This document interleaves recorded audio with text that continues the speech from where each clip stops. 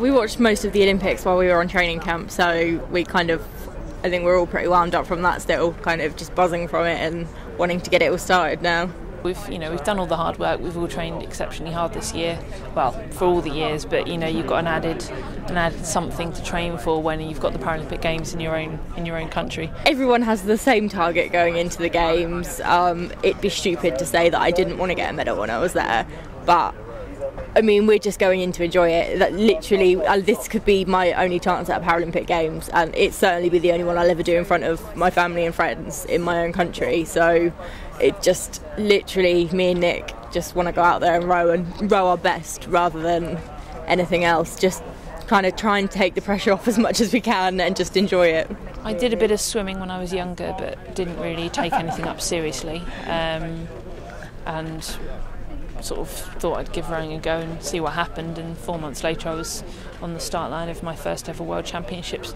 I used to play a lot of rugby when I was in school, and then there was a couple of guys who were in the rugby team a few years older than me who also wanted to get into rowing, and they sort of bullied me into doing the coxing.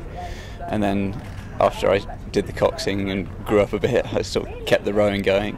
And then when my eye condition kicked in a bit more, the rugby wasn't such a practical option, so I just kept going with the rowing. High point so far would be, it's kind of a double whammy on the high point, because I lost the seat in the boat for the World Championships in 2010, so winning that seat back in 2011 and then going on to win the World Championships was the sort of double whammy high point. And a future high point would be a Paralympic gold medal, but as I said, you can only do what you know and do the best that you can do, and whatever happens, whatever result you get, as long as you know you've done your best. Winning the World Championships last year in Slovenia was probably the highlight of my rowing career to date, and if to repeat something like that would be fantastic.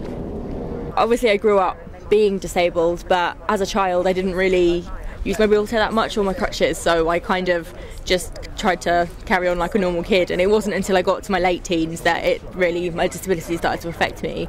But at Rice Green I wasn't particularly athletic, and there wasn't really much sport for me to be able to do, so I used to spend my PE lessons, most of them sat in the library doing extra study, so no, at no stage during my school life did I think that I'd become an athlete.